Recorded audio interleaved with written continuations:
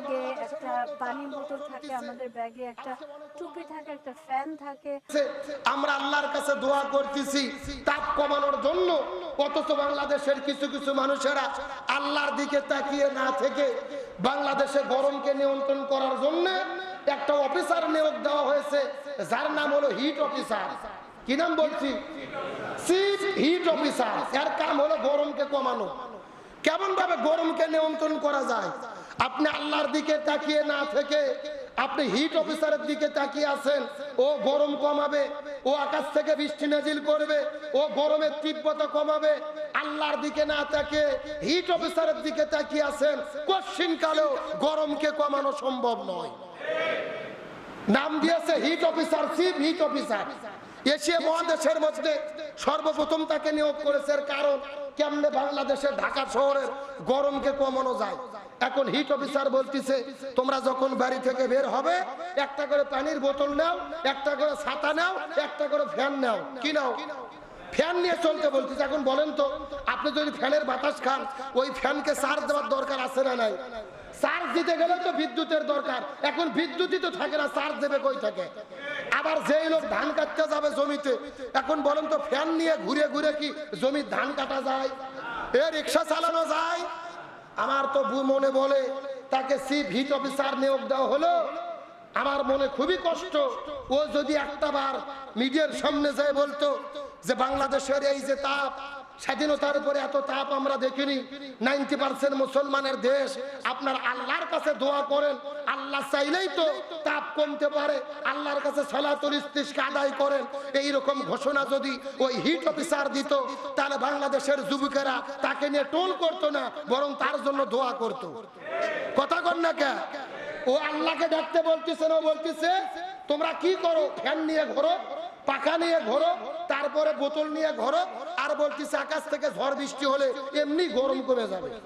কে রে, বৃষ্টি হলে গরম এমনি কমবে, এটা কি ওর বলার দরকার আছে না? মানুষেরা এমনি জানে। এ কথা কর না কে? বৃষ্টি হলে এমনি তাপ কমে যাবে, এটা তো আমরাই জানি।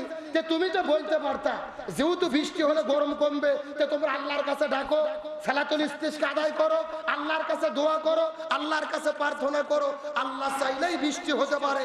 এমন কথা সে বলল না। তার মানে বোঝা যায় তার ইমানে ভেজাল আছে কিনা, এটা চিন্তা করে দেখার বিষয়। আপনি চিফ অফিসার নিয়োগ হয়েছেন, আপনার কি দায়িত্ব?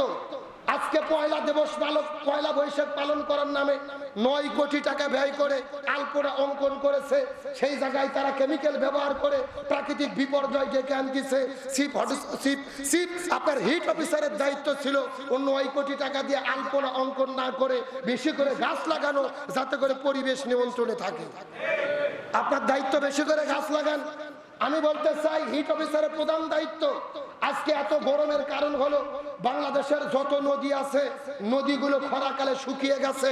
কারণ হলো ভারত থেকে যত নদী বাংলাদেশে এসেছে, ভারত সব নদীতে বাদ দিয়ে ওই পানিগুলোকে তারা নিয়ে নিচ্ছে, বাংলাদেশে ঢুকতে দিচ্ছে না।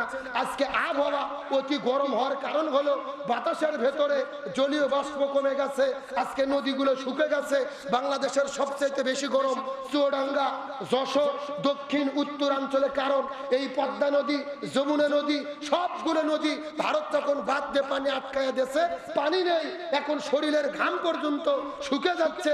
তার মানে বোঝা গেল তীব্র গরম হওয়ার অন্যতম কারণ হলো আজকে নদীগুলো বাদ দিয়ে যখন বন্ধ করে দিয়েছে, পানি যখন কমে গেছে, তখনই গরম বেড়ে গেছে। এখন আপনারা বলবেন হুজুর আল্লাহ চাইলেই গরম দেয়, আল্লাহ চাইলেই বৃষ্টি দেয়, কথা সত্য।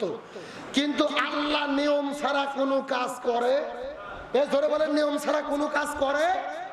এখন তো আল্লাহর রহমতে বাংলাদেশের সিনেমার ব্যবসা, হলের ব্যবসা 14 থেকেই উঠে গেছে, আর চলতেছে না। তার প্রমাণ আমাদের বগুড়া জেলা ধনুর থানায় একটা হল আছে, ঝংকার সিনেমা হল।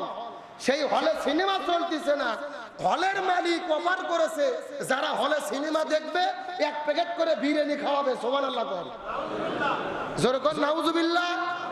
তাহলে হলে সিনেমা দেখলেই বিরিয়ানির প্যাকেট ফ্রি, তারপরেও লোকজন হলে যাচ্ছে না, তাদের সিনেমা দেখতেছে না। আলহামদুলিল্লাহ বলেন। তার মানে কি বোঝা যাচ্ছে? বর্তমানে বাংলাদেশে সিনেমার ব্যবসা, হলের ব্যবসা কি ভালো চলতেছে না 14 থেকে উঠছে? মুসলমান যুবকেরা আর হলে যাচ্ছে না, আর সিনেমা দেখতেছে না। আজকে বাংলাদেশের যে কোনো জায়গায় যদি কোরআনের মাহফিল হয়, বড় বড় বক্তারা আসে, মুফতি আমির হামজা আছে, আল্লামা তারেক মনোয়ার আছে, আব্দুল্লাহ আলামিন ভাই আছে, আবুল কালাম আজাদ বাশার আছে, বড় বড় বক্তারা মাহফিলে গেলে লক্ষ লক্ষ মানুষ ছুটে যায়। বিরিয়ানি দেওয়া লাগে না, গাড়ি ভাড়া দেওয়া লাগে না, আর হলের ভেতরে বিরিয়ানির প্যাকেট দিয়ে মানুষ খুঁজে পাওয়া যায় না। তার মানে বোঝা গেল, এখান থেকে বোঝা যায় মুসলমানেরা ইসলামের প্রতি যেভাবে ঝোঁক নিয়েছে, ইসলামকে ভালোবেসেছে, আগামীর বাংলাদেশ হবে মুসলমানদের বাংলাদেশ, আগামীর বাংলাদেশ হবে কোরআনের বাংলাদেশ, আগামীর বাংলাদেশ হবে আলেমদের বাংলাদেশ ইনশাআল্লাহ। এখন শুধু আমাদের কাজ হলো এই কোরআন প্রেমিক ইসলাম প্রিয় মানুষদেরকে একত্রিত করে কোরআনের সঠিক মেসেজ তাদেরকে দেওয়া, কোরআনের সঠিক বুঝ তাদেরকে দেওয়া।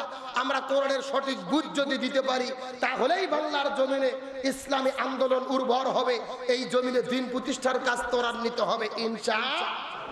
আগে বাংলাদেশ স্বাধীনতার যুদ্ধের পরে এই বাংলাদেশের সিনেমার হল হইতে হইতে হয়েছিল প্রায় 3,500, কয় হাজার, বর্তমানে 150 সিনেমার হল নেই।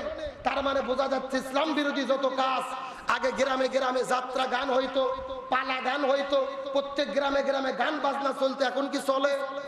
ওগুলো বন্ধ হয়ে গেছে, যাত্রা বন্ধ হয়েছে, সিনেমা বন্ধ হচ্ছে, মুসলমান যুবকের ইসলামের দিকে ধাবিত হয়েছে, আলহামদুলিল্লাহ বলেন। তার মানে আমরা বলতে চাই আগামীর সময় যা আসতেছে শুধুমাত্র বিরিয়ানি নয়, তোমরা যদি 1000 টাকা করেও দাও তাও আর যুবকেরা সিনেমা দেখতে যাবে না, কতক্ষণ ঠিক কিনা?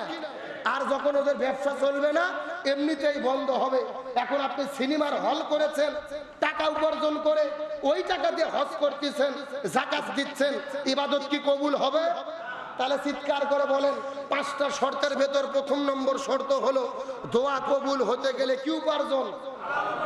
আর একটু জোরে বলেন। আমার প্রিয় বন্ধুগণ, মুসলমান হইরা রাসূল কারীম সাল্লাল্লাহু আলাইহি সাল্লামের সামনে দেখা গেলেন।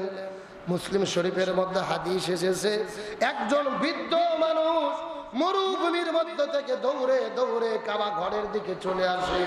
আর কাবা ঘরে আসার পরে কাবা ঘরের গেলাপ ধরে ধরে চোখের পানি ফেলে কান্না করে।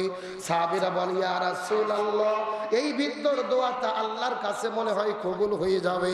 আমরা লক্ষ্য করে দেখি এই বৃদ্ধ মানুষটা প্রতিদিন মরুভূমির মধ্য থেকে মাথাগুলো মাখানো ধুলাবালি দিয়ে তার চেহারাটা নষ্ট হয়ে গেছে। এই কাবা ঘরের কাছে আসার পরে কাবা ঘরে গেলাপ ধরে ধরে চোখের পানি ফেলে কান্না করে। এই রকম কান্না কোনো মানুষকে আমরা করতে দেখি নাই, এই রকম কান্না কোন সাহাবীকে আমরা করতে দেখি নাই। এই মানুষটার দোয়া মনে হয় আল্লাহ তাআলা কবুল করে নেবে। এমন সময় রাসূল বলে, সাহাবীরা রে, এই রকম করে কান্না করে দোয়া করে কোনো লাভ হবে না। তার কারণ ওই মানুষটা যেই উপার্জন করেছে, ওই মানুষটার কাছে যত সম্পদ আছে, এই সম্পদগুলো হারাম পথে উপার্জন করেছে, হারাম পথে উপার্জন করেছে। আর হারাম পথে উপার্জন করার পরে যত দোয়া করুক না কেন, এই দোয়া আল্লাহ তাআলা কখনোই কবুল করবে না। একটা বৃদ্ধ কাবা ঘরে গেলাপ ধরে কান্না করে, কাবা ঘরের কাছে আসার পরে কান্না করতে করতে পাগল হয়ে যায়। সাহাবীরা মনে মনে ভাবলেন, এই বৃদ্ধর দোয়া আল্লাহর কাছে কবুল হবে। রাসূল বললেন, না, এর দোয়া কবুল হবে না। তার কারণ এর সম্পদগুলো কোন পথে অর্জিত? হারাম পথে অর্জিত। তাহলে রাসূলের জামানার একজন সাহাবী হারাম পথে উপার্জন করে কাবা ঘরের গেলাপ ধরে কান্না করে যদি দোয়া কবুল না হয়, আর বাংলাদেশের শুধু হুজুররা না, তামাম পৃথিবীর মানুষ যদি বৃষ্টির জন্য দোয়া করে আর তারা যদি হারাম পথে উপার্জিত খাবার খায়, এই দোয়া আল্লাহর কাছে কবুল হবে? এখন মনের মধ্যে প্রশ্ন জাগতে পারে, হুজুর, সবাই যদি হারাম খায় আল্লাহ দোয়া কবুল করবে না, তো বৃষ্টি কি হবে না? অবশ্যই হবে। হয়তো বা আপনার আমার জন্য হবে না, এই দুনিয়ায় যত পশু পাখি আছে, যত গাছপালা আছে, এরাও তো আল্লাহর কাছে দোয়া করে, সুবহানাল্লাহ বলে।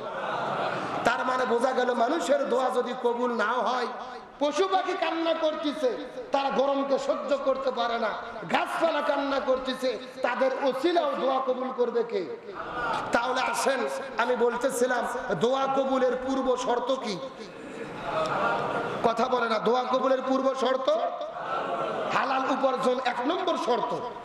আর দোয়া কবুল হওয়ার 2 নম্বর শর্ত হলো শিরক মুক্ত ইবাদত করা। জোরে বলেন, কি মুক্ত ইবাদত?